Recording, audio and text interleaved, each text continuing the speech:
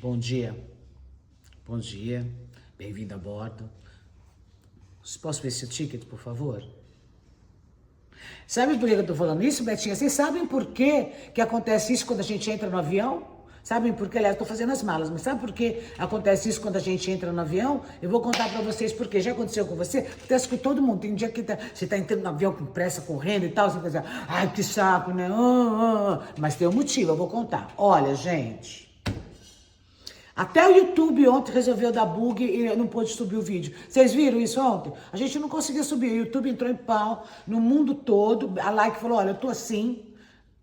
Eu sei por quê, vou contar por quê. Gente, vamos falar tudo hoje, hein? Vamos falar tudo. Ai, não tô aguentando essa menina aí, viu? Essa menina eu não tô aguentando. Eu vou falar. Eu já falei, vou falar. Vou falar de João Kleber também. Vou falar do Léo Dias, vou falar e vou falar do Pastor Mirim.